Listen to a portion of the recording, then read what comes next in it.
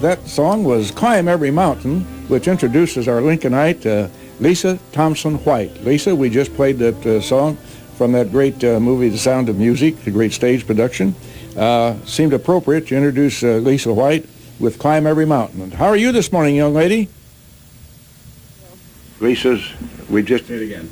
How are you this morning, young lady? I'm doing good, Bill. How are you? Well, we're sitting here, we're anxious to know all about how you stay warm on the top of the mountain, for goodness sakes. Glad to have you with us. We appreciate your sharing your time with us. Hope your daddy Terry is able to listen to this live. We will have it. As a matter of fact, I'm sure that he's made some plans for that. We appreciate his intervention to let us find out how to get in touch with you. You know, your dad worked for the Old Timer many, many years ago when he was a young kid. So that's another experience. We have Judy Busby. I'm going to introduce Judy this morning to you, Lisa. Good morning, Judy. Hi there. It's nice to talk with you. I know your dad, but I never had a chance to meet you, and this is pretty exciting for me. You say that you weren't particularly athletic when you were a young person.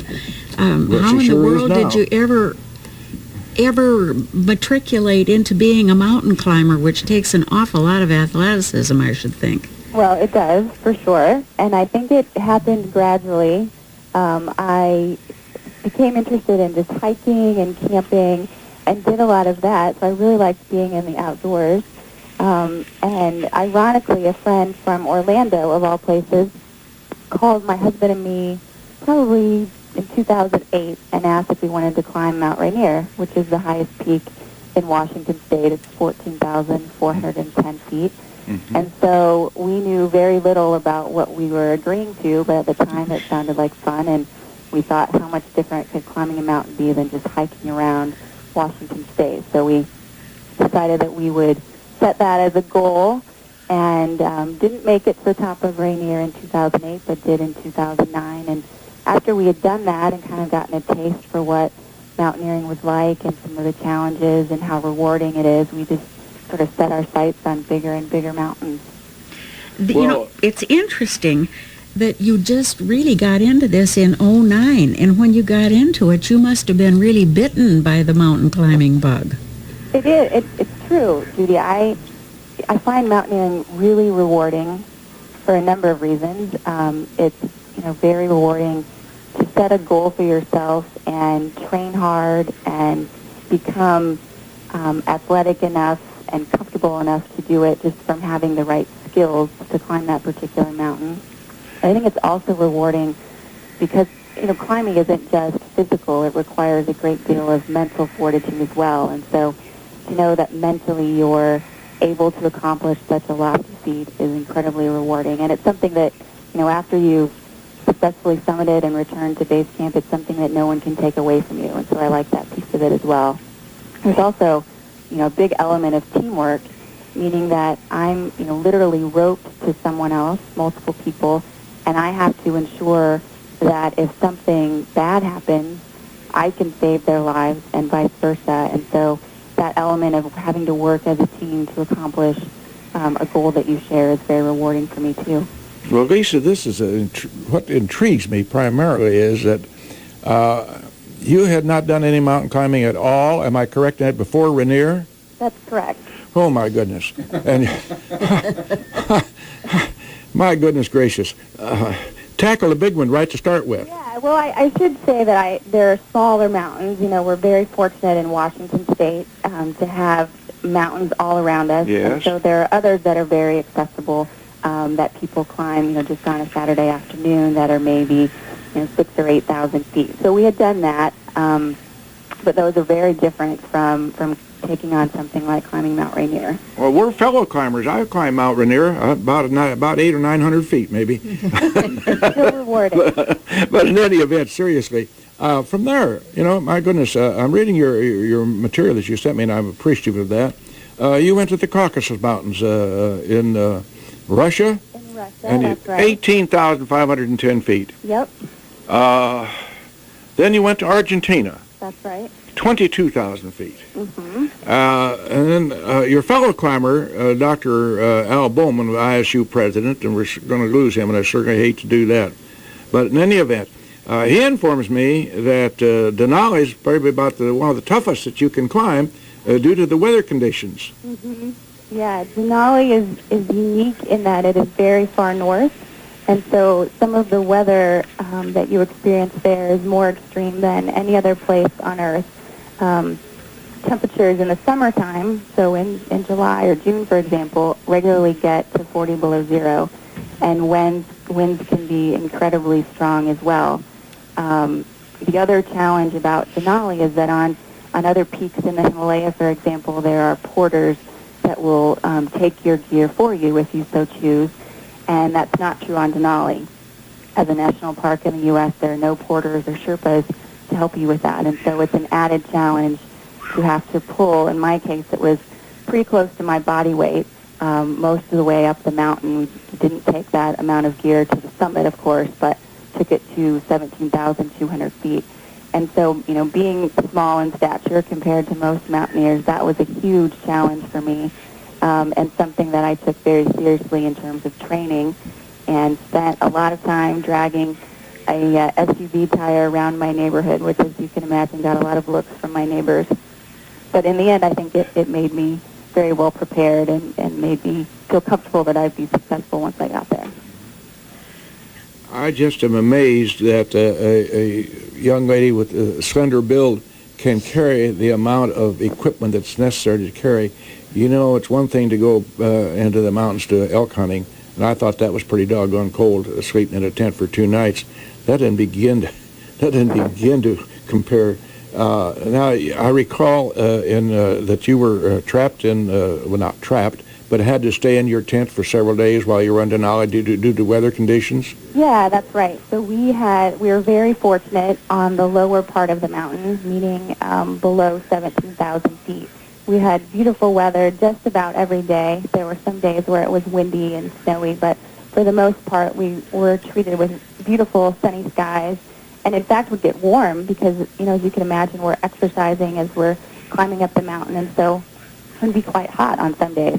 But when we got to 17,000 feet, that all changed, which we sort of expected it would. We didn't feel like we could have good weather for the full 3 weeks that we were there.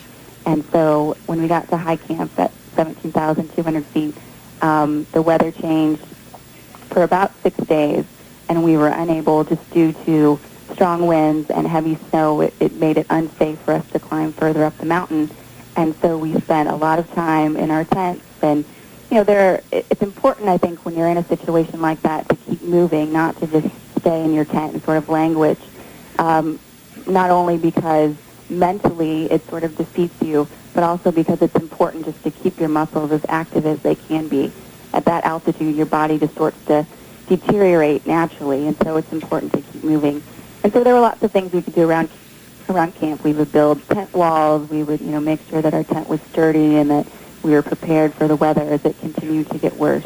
But we were there in all on the 6th day, things cleared and we were able to summit. 6 days, I'm sure, seemed like a good, plenty long time. But it could have been a lot worse because those storms can last for weeks. They can. How do you prepare to possibly spend weeks in your tent, have enough food and enough drink and enough clothing, since a small person like you is carrying every bit of that? Yep. So as we move up the mountain, we would cache gear ahead of our current camp, which meant that if we were at 11,000 camp, for example, on our first or second day there, we would take at least half of our food to the next camp at 14,000 feet and bury it in the snow there. And so we would gradually build up our reserves at various camps as we moved up the mountain, preparing for potentially spending, up to 2 weeks at a particular place if we had to. So we were prepared, but you're right, Judy, at some point if you run out of food, you have to turn around and go back. It just doesn't make sense to stay any further. Mm-hmm. I'm intrigued by the fact that in terms of time, Mrs. White, you are really a rookie in mountain climbing in terms of time. I mean, it's 2009, that's not all that long ago. And to accomplish what you've accomplished in such a short time, you jumped from a rookie. You took on the big leagues right to start with, and jumped right into some heavy work here. This is very intriguing. How did you happen to get interested in climbing at all? I think, to me, living in Seattle, you see Mount Rainier occasionally, often covered in clouds. And when it pops out and you're able to see, the beauty of that mountain, to me, it presented a challenge. And so I set my sights on learning what it took to climb Mount Rainier. And that was, at that time, I probably trained for 6 months or so to be prepared to do that, and learned about the mountain and learned what it would take physically to be prepared. And then once I was there and once I experienced, what it meant to set that kind of a goal and be successful, it really just drew me in. It was something that I wanted to do more and more of. There are a lot of climbers in the Seattle area, a lot of great climbers that have come from Seattle, and so it's sort of in the culture of this area, and I think I was drawn to that as well. Just amazing. You mentioned while on Denali, have a little comment here, relax after a motorcycle hill. Is there an area on Denali called Motorcycle Hill at the 11,000-foot elevation level? Yep, that's exactly right. Most of the landmarks on most mountains have some kind of title that was derived, normally based on something that happened there. I think in the case of Motorcycle Hill, it was so named because people felt like it was as steep as certain places where motorcycle races occur in Europe. So it's interesting as you climb Denali, things get steeper and steeper as you go, and when you first see Motorcycle Hill and you realize that you've got to pull a sled that might weigh 40 pounds and a backpack that might weigh the same amount up that hill, you think, it's impossible, I'm never going to make it up there. And then you move on to the next hill, and you gradually build your confidence that way as things become increasingly difficult. But on Motorcycle Hill, getting back to your comment about relaxing there, this year, this season, unfortunately, several Japanese climbers died on that hill in an avalanche, and we were one camp behind them, and so knowing what had happened there, I think kept my guard up until we were successfully beyond that point on the descent, and were able to say, we felt like we were closer to being out of the danger zone after we passed through that point when we were descending. How do you stoke yourself up mentally to do this? You talked about the physical preparedness, but how about the mental preparedness, knowing that some people had died on Motorcycle Hill, for instance, and knowing that you could encounter a terrible storm, all these things? How do you stoke yourself up mentally? I think you have to have a certain amount of fear, to be honest, that keeps you on your toes, especially when you know that there have been deadly accidents in an area that you're about to climb through. And I think having that edge ensures that you're hyper aware of everything that's going on around you, not just from climbing, but just things that happen in the tent. So you're making sure that you're keeping yourself healthy, you're eating what you should, just taking care of yourself in general. And I think, that fear also causes you to respect what you're doing and to make sure that you're being safe as you climb. And it's something, without that, I think people can become cocky, and I think that that's when accidents can happen. That makes sense. You have 2 rope teams. I've just seen pictures of mountain climbing, certainly never did it myself, but I always wondered, if the guy above you falls, how are you going to stop his fall and keep yourself from joining him in the fall? Yeah, and oftentimes that's what happens is, one climber makes a mistake and slips and falls, and the rest of his or her rope team aren't able to stop that fall. So there are safety methods that all climbers practice and have to be comfortable doing and implementing when that happens, and that's called self-arrest, which basically means that you take your ice axe, if you are, or even if you're not the fallen climber, and plant it in the snow and push your body weight on top of that ice axe and kick your feet in so that you can hopefully stop the fall. I've been fortunate not to have to do that in practice, only doing it in training, but it's amazing what I've climbed with my husband many times, and we've practiced that technique. And although he weighs probably 60 pounds more than me, if I'm efficient at what I'm doing, I'm able to stop his fall. And that, of course, is only the first part of it. So now you've got one climber that stopped a fall of one or more climbers, but you've got to then get those fallen climbers to safety at some point, and that requires a whole set of skills related to building anchors in the snow and moving those fallen climbers out of wherever they're at that's dangerous. So there's a lot of practice and a lot of skill, and certainly it is more challenging for me being smaller than most climbers. How does one practice for emergencies, for goodness sakes? The climber above you suddenly slips. That's real life. That's, as they say, real time. Yep.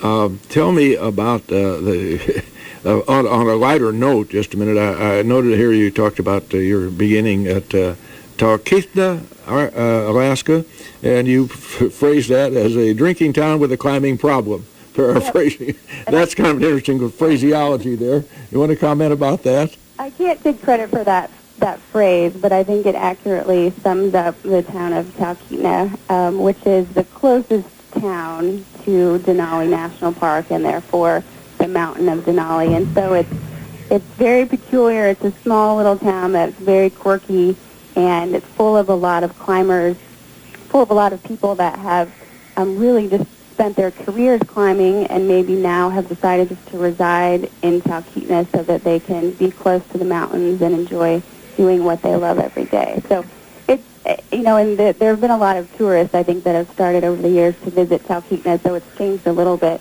in my understanding, but it's a quaint, quirky little town near the base of, or near Denali National Park. Well, it's interesting. I want to go back. Let's go back to the Caucasus Mountains, if you will, just for a minute, please. You started out with a biggie, Mount Rainier, and how did you find out? Because this apparently got into your blood. You said, "Boy, this is something I want to do." How did you find out about Mount Elbrus in Russia, and of course the one in Argentina? Yep, they seem like a long way away from Seattle, and certainly they are. Those peaks, as well as Denali, are part of what's called the Seven Summits, so the highest point on each continent. And they just gradually get more, as you sort of line up those peaks in terms of difficulty. I was starting with Mount Elbrus in Russia. That was the easiest of the seven summits. Well, maybe not the easiest, but one of the easiest. And so it just seemed natural because Mount Elbrus is a lot like Mount Rainier in many respects in terms of the skill needed to climb it. And so it just made sense to climb that one next. And then Aconcagua in Argentina, there's not a lot of added mountaineering skill needed to climb that mountain, but it is incredibly high, 22,841 feet. And so it was kind of a test to, for me personally, to see if my body could handle that amount of altitude, thinking that I wanted to continue to climb higher and higher. It was good just to get that altitude and learn how my body reacted, which helps me kind of gauge what I'm able to do in the future. Well, which brings me to the oxygen factor. Yeah. You're carrying oxygen bottles? So we have not. Really? Yeah, there are which is customary, there are oxygen reserves in certain places on each of these mountains in case something happens, so they're really for emergency use only. 23,000 feet is about the point on Mount Everest where people start to sleep with oxygen. So at the summit of Aconcagua in Argentina, we were just below that threshold. So it wasn't customary for us to carry oxygen at that point. But it is a big deal. Obviously, it's interesting. There is the same amount of oxygen at these altitudes, but the pressure is less. And so the amount of oxygen in a given volume decreases as you climb higher and higher. And obviously your body, I live at sea level, is not used to that. And so a big part of being successful on a mountain is to allow your body to acclimatize to that decrease in pressure. And to do that, the phrase is to climb high and sleep low.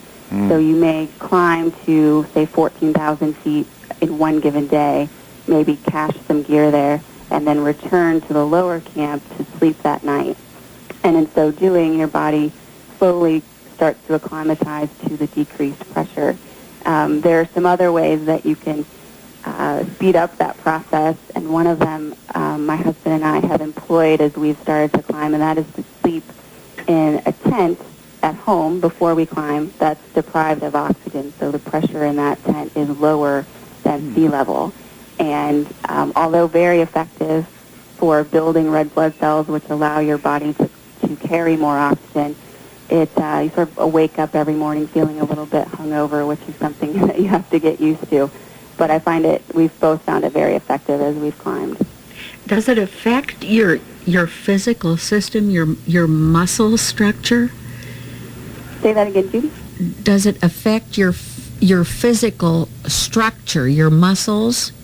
Well, at some point, as you climb higher and higher, your body starts to deteriorate because there's just not the life-sustaining oxygen at those altitudes that your body is used to.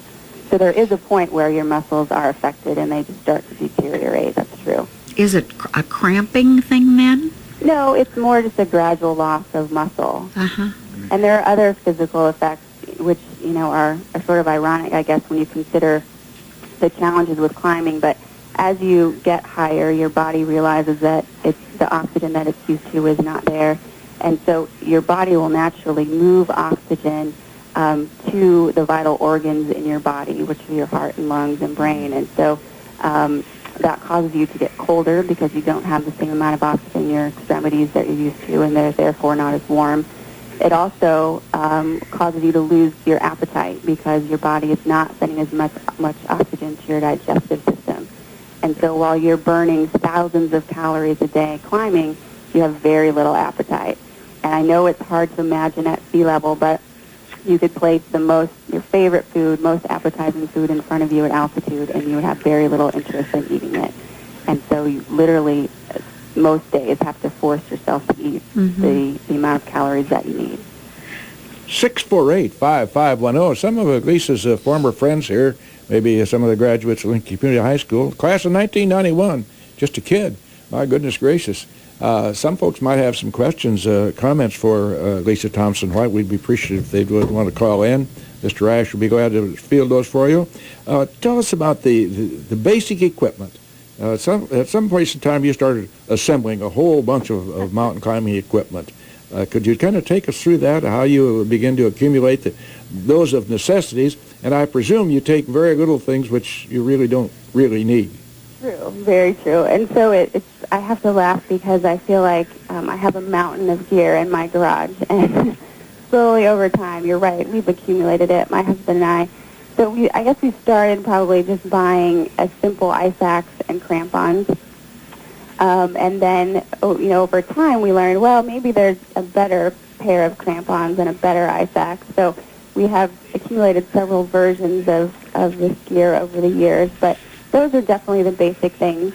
And then a good harness as well, which you'll use to tie into the climbing rope that you and your rope team are using. Over the years, we've accumulated various other tools, carabiners and ascenders and things like that to help us as we're climbing on a rope. And then clothing is a big deal as well. So, it's incredibly cold, as you mentioned, Bill, and it requires a lot of, to me, I would rather spend a little extra money and get some good, warm climbing gear than not. And so we have numerous down parkas, down pants, boots that, I think I have maybe 4 pairs of climbing boots that I use in different circumstances. So a lot of gear. You're absolutely right. Now, go ahead, Judith Kay. I was going to ask about the sled that you have, and how in the world do you pull a sled up a mountain? Does this sled look like a toboggan or a sliding sled, or how would you explain it? So it's funny because you'd think that it would be a highly technical piece of gear, but it's really just a children's sled that you'd use for sledding. There's nothing fancy about it. Two runners. I'm sorry? Just two runners, like a conventional sled with runners? I would have thought it'd be like a piece of plastic that would go over everything rather than the runners. Yeah, just a plastic sled, you're right. My and goodness. So it is tied to, my sled is tied to me, to my backpack, and then it also is tied to the climbing rope, which helps if you're climbing at an angle, that helps the sled stay in line with the direction that you're moving. And it's very complicated. Not only is it a challenge pulling the sled up, but as you're descending with that sled, it of course has a tendency to slide forward. And so there's a method for creating a brake for the slide, which is really just tying a knotted rope to the bottom of it. But sometimes that brake is too much, and sometimes it's not enough. And so invariably, when you're descending with the sled, it'll slam into the back of your legs, which is not a very pleasant experience. No, I should think it would not be. Have this darn thing chasing you clear down a mountain. Yeah, it's sort of a love-hate relationship. I bet it is. Now we have the mundane matter of call of nature. When you're out hunting, that's not a big deal. You just take a shovel and disappear from the campsite. You can't do that up there. It's a fact of life. We have to accommodate that. Now, up there with all of that clothing, for goodness sakes, and the cold weather, could you speak to that? Sure. I mean, it's a big challenge, and I think it's something that you can't overlook because it is a fact of nature. It's something you've got to deal with and be able to deal with it proficiently. So when we would get to each camp, we would build a latrine. Each mountain has different rules about how to discard of solid waste. And so on Denali, for example, we would collect it all in one bucket. We would all use that. And then we would, when the bucket was full, it was in a biodegradable bag, and we would take that bag and throw it in a deep crevasse. That's the Park Service recommended method for that solid waste. And so in that way, it's all in one spot. The Park Service designates those crevasses to use on any given climbing year. On other mountains, they're not quite as rigorous. You can imagine mountains in Russia, for example, don't have the same rules, and so there ends up being excrement, scattered throughout the campsite, which really is not a very I noted early on the Europeans always did it differently. I learned that in 1943. Yep. But it's a serious thing. It's pretty mundane, but every day that has to be faced. Absolutely, it does. Well, how about your trash? You can't leave that just laying around like people do around here, throw your big bag of garbage out in the gutter. Yeah. Right, you can't. And I think that's, for me, that's incredibly important. I think we have to respect this mountain that we're fortunate enough to be climbing on and keep it as pristine as possible. And so all of our trash we carry down the mountain. So everything goes with us to the top and then back down. And you're able to bury it along the way at certain points, so you're not carrying it the entire time, but it all ends up back at base camp. And there's some mountains that will even they'll weigh your trash to make sure that you're actually bringing out what you should be. When you get up as high as you've been on any one of these mountains, do you encounter any wildlife at all, other than maybe a bird? So at lower elevations, you might see foxes. Even at higher elevations, there will be ravens, but at some point, there's no wildlife. But that does present a challenge because those birds or foxes are interested in your food, of course. And so if you're caching it, you have to make sure that you've buried it deep enough, several feet deep in the snow, so that those ravens or foxes won't find it appetizing. Well, you'll go higher than any self-respecting mountain goat would go.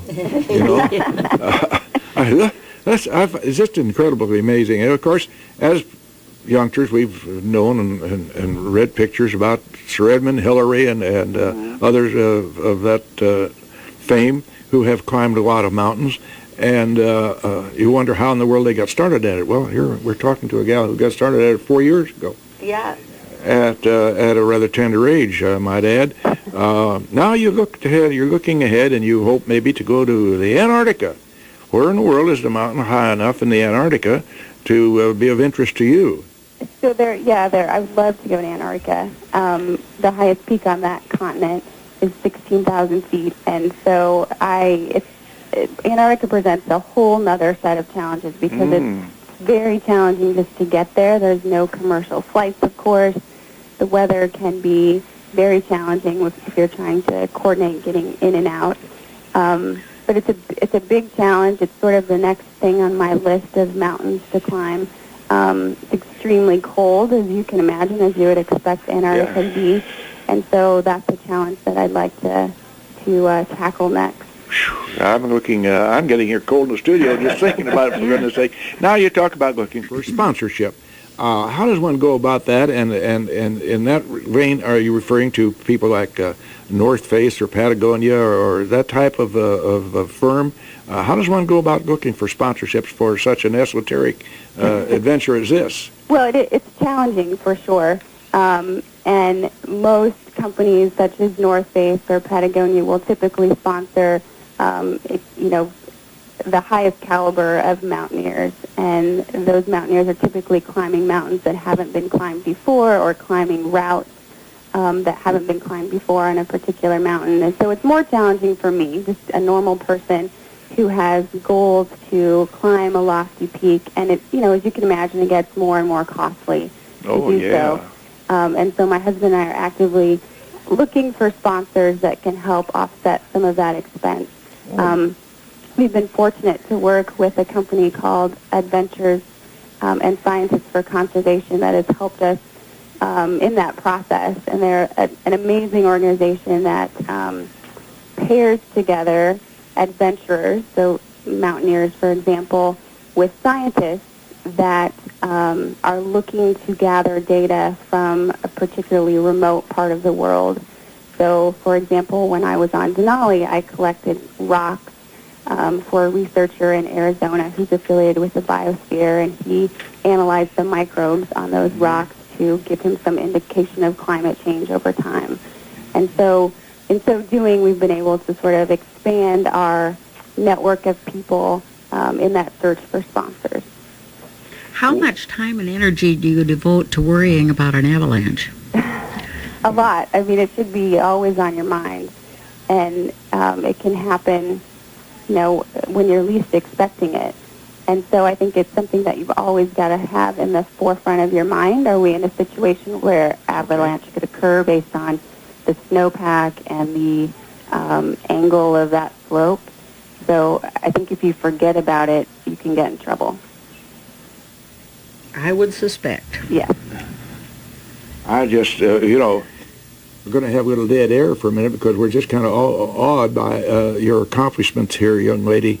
We appreciate very, very much the time that you have donated to us this morning. Speaking of donations, could WLCN sponsor, and we could broadcast directly from Antarctica, Jim? We could work that out. We could probably come up with $200 or $300. That would be fantastic. Anything will help. Well, your plans call for you to be back in Illinois at any time in the near future, or maybe sometime during this year?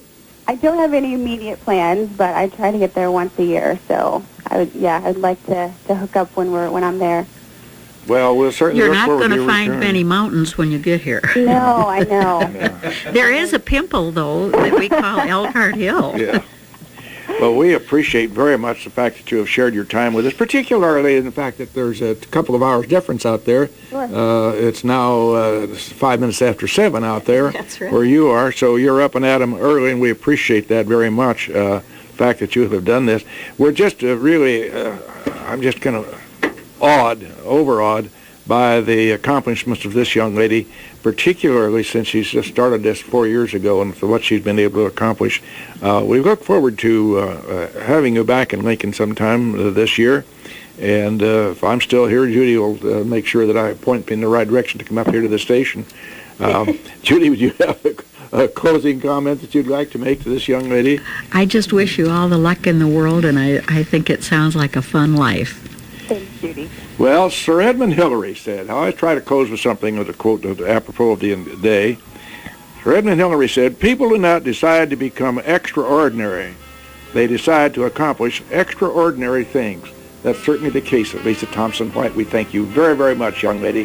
Have a good day. Thank you, Bill. It's been my pleasure. We appreciate it.